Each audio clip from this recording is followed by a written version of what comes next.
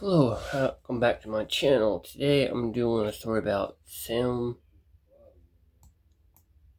Butcher, Reserfield.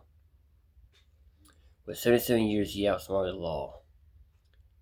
This is in Appalachian Stories and Legends. I'm going to do more of those videos as well. So enjoy the video, people. Some called him the greatest mountain man who ever lived. Others believe he got away with murder. Prepare yourself for the incredible, true story of Sam Birchfield.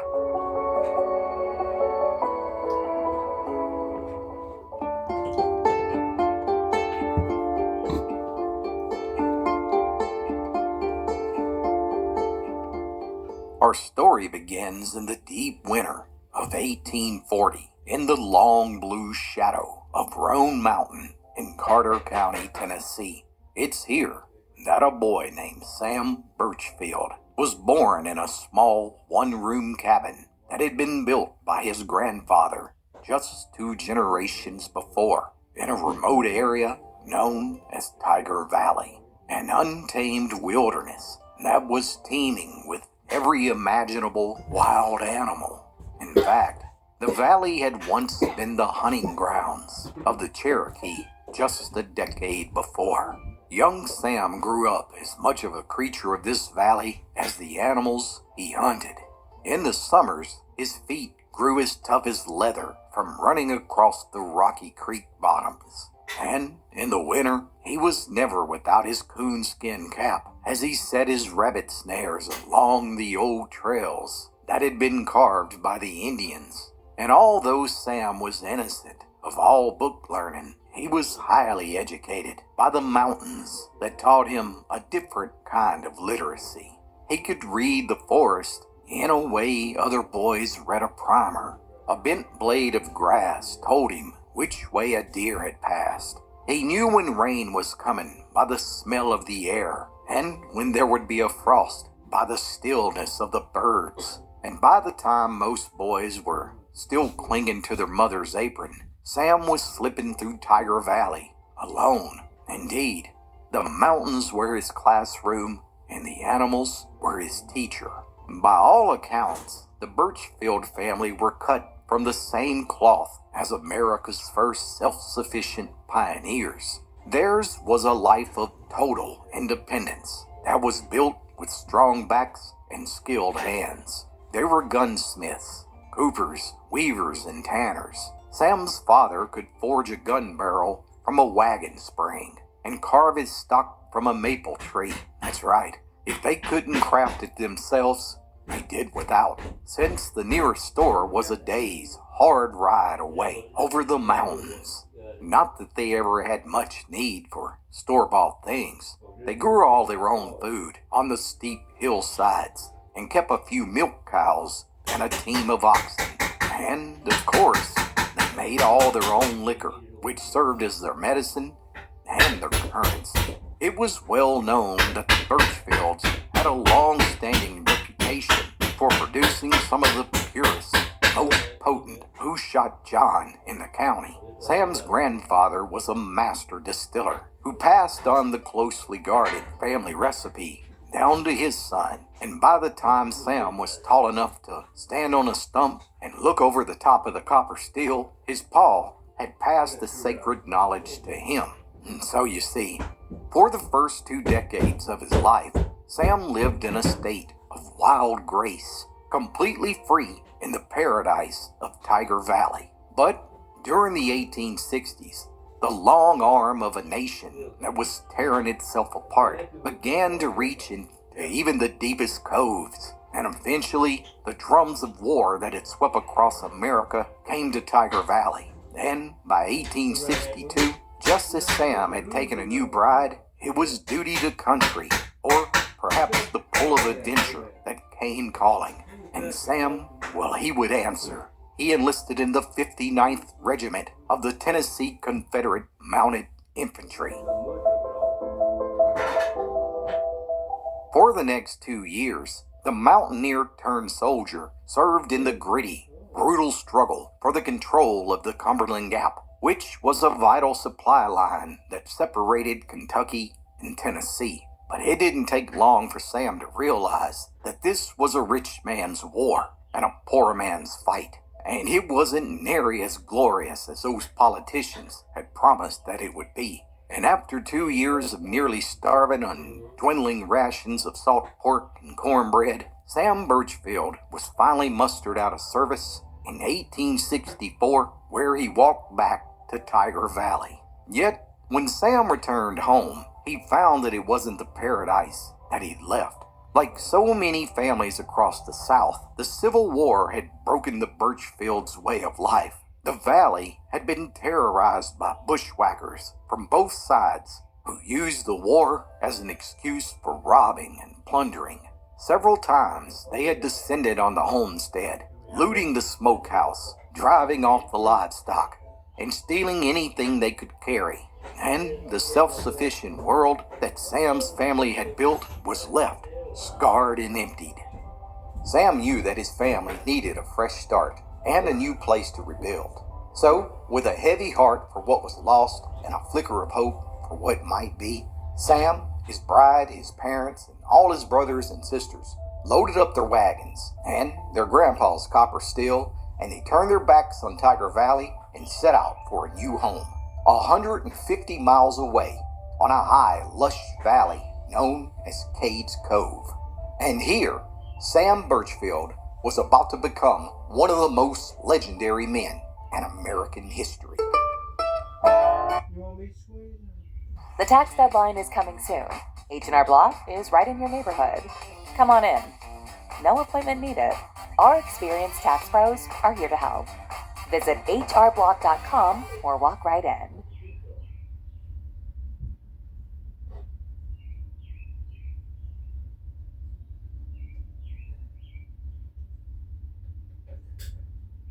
I would definitely recommend TurboTax.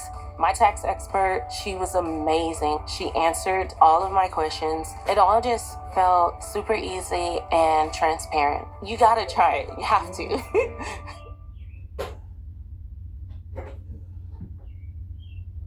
I need to turn it around now somehow.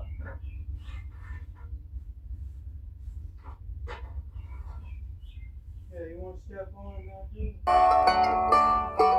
Now, Sam Birchfield was quite the spectacle of a mountain man. He stood 6'4" in his socks, with a thick mane of long, coal-black hair that he curled and kept as clean as any woman ever aspired to. And look at that beard, would you? Even the prophets of the Old Testament would have stood in awe at the majestic crop of whiskers that Sam proudly wore on his face. And what a sight he was for anyone who happened to encounter him, riding on his Jenny with an old quilt tossed across her back for a saddle and a looped logging chain thrown across that quilt that served as stirrups for his boots. He never left his house without his 5-foot-long flintlock bean rifle that was over 100 years old, laid across his shoulder with a jug of moonshine in his other hand. Now, Sam was the type of man who stood behind his word at all costs. If he looked you in the eye and made you a promise while shaking your hand, you best believe that he'd go to his grave before he'd ever break that promise. He would go out of his way to help a friend in need, but he was also the type of man you didn't dare cross, because if you did, he wouldn't stop at nothing to settle a score with anyone who cheated him. Well, anyhow, it wasn't long after Sam settled in the Chestnut Flats area of Cades Cove and lived happily with the 700 souls that called the Mountain Valley home, that soon he became one of the most likable and respected men in the area.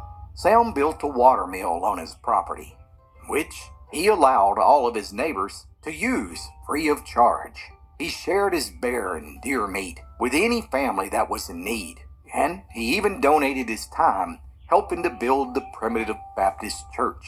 But whenever Sam wasn't doing charitable work, you could find him working the old copper kettle that he had carefully hid on his property.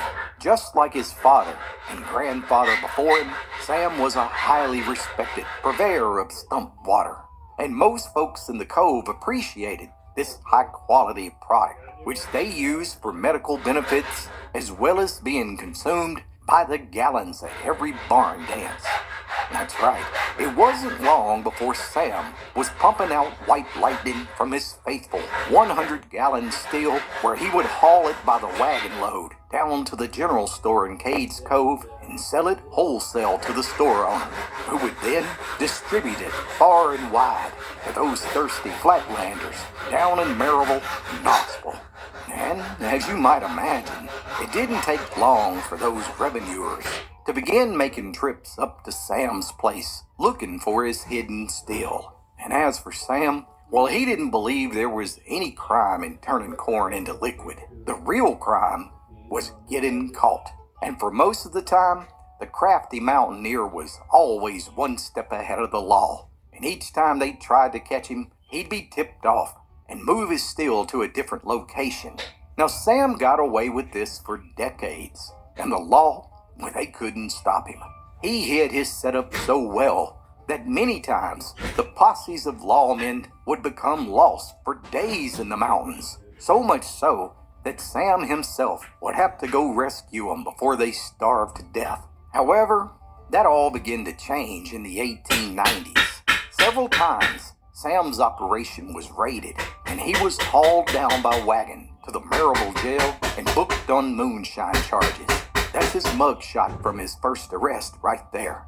Now, most of the time he made bail and beat the charges in court, and even became more legendary in his stubborn refusal to indict or name anyone else who was involved in his distribution network. But that all changed in early 1892 when a man named George Powell, who was also involved in the industry of turning liquid corn into currency, snitched on Sam and even led authorities to his still.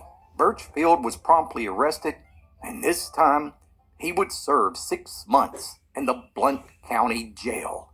Now, Sam would never forget the experience of being locked up and caged like an animal for doing nothing more than exercising his God-given right to make Mountain Dew.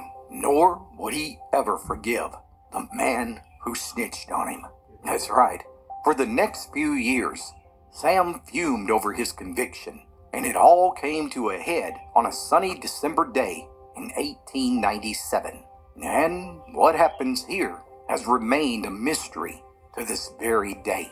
You see, George Powell came home from a hard day's work, where he was greeted by his wife and children in the front yard. And as his 3 kids clung to his leg, a single shot rang out from the forest, and George was shot through the shoulder. He ran towards his house and collapsed at his door, where his wife drug him into the house and locked the door, too scared to leave the cabin and go for help. Instead, she waited until sunrise the next day to summon a doctor. But by then, George Powell was dead. But just who pulled that trigger? Was it Sam Birchfield or another rival of George's? After all, a man who makes it a habit of snitching is bound to make a fistful of enemies. Someone order a college degree program? There's a college in there? Hey, I just deliver life upgrades. Sign here. Okay, what did I order? Campus. This is nice. I didn't know enrolling at campus came with perks like this. Okay, campus.edu, I see you. Free laptop, fresh swag. This isn't just a college, this is a whole vibe. And look at this. Campus's business professors also teach at top-ranked universities like Princeton and Stanford. And Most of their business students haven't had to pay a dime in out-of-pocket tuition costs. Ready to unbox your future? Just apply today for free at campus.edu. I just hope the wood underneath the hill ain't all washed. It should be. How to get spotted up to $200. Apply for a Chime checking account. Install the app. Set up direct deposit. Unlock fee-free overdraft up to $200. Grab an ice cream to celebrate. Another thing. I know another thing.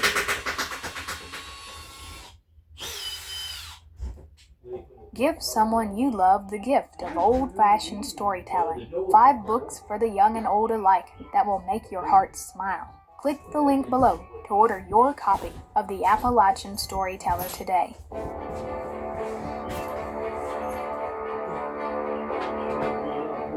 Wagon Tongue set the cove afire with theories, and finally, an emergency meeting was held down at the Baptist church to try and get to the bottom of it.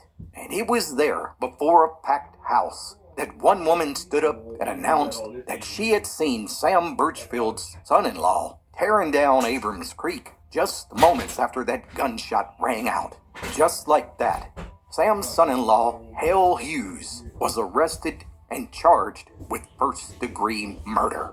At the trial, the prosecution presented evidence that the person who committed the crime left a trail of size 11 boot prints leading away from the cabin, and it just so happened that Hale Hughes also wore a size 11. And with no further evidence, Hale Hughes was convicted and sentenced to 20 years in prison. And it seemed for a time that the case was solved in the mind of the folks in Cades Cove.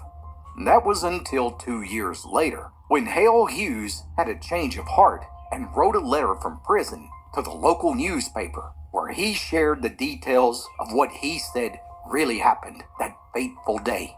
According to his story, both he and Sam Birchfield were positioned at different vantage points surrounding George Powell's cabin.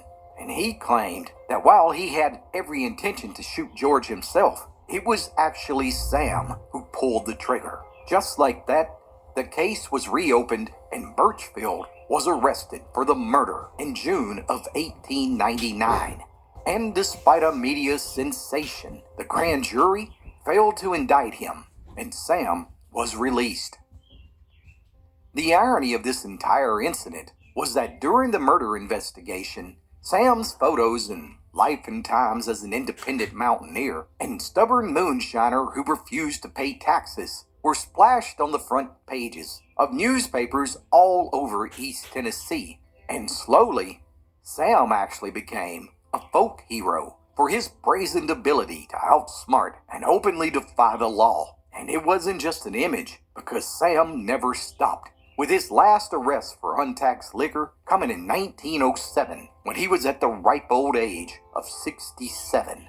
Finally, the government figured if they couldn't stop him, they might as well hire him. And they did, literally. In 1910, at the World's Appalachian Exposition that was held in Knoxville, Tennessee, the United States government astonishingly gave Sam Birchfield a legal permit to operate his moonshine still out in public for an entire month at the exposition. A staggering 350,000 people came from all over America to watch the wily old mountaineer work the copper kettle like a true master. Even a United States federal judge came all the way from Atlanta, and federal revenuers came all the way from Washington, D.C. to marvel at Birchfield's skills. In the winter of 1840, beneath the mountain sky, in a Tiger Valley cabin, we heard young Sam's cry. Played where Cherokee once hunted, and panthers wandered at will. He learned to read the forest, the ways of wood and hill. Granddad's copper-hidden timber by a spring so dark and cold. By 12 he knew the family craft and secrets never told. Oh, long-haired Sam, with his jug and his rifle on, white lightning flowing, singing freedom song. From Tiger Valley to Cades Cove, he never backed down. Outsmarted the law in them Smoky Mountains towns. Copper kettle bubbling, corn to shine so fine. Uncle Sam Birchfield, a legend in his time.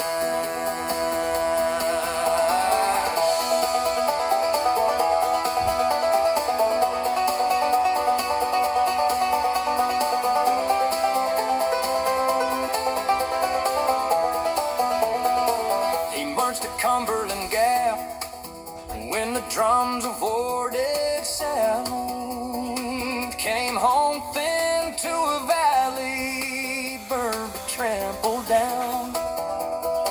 They loaded up that copper steel and rode to Cage Cove Green, built a mill and shared his meat, kept his white lightning unseen. Longman climbed the hills, but he moved before they came. They'd wander lost in Laurel while he fanned the flame.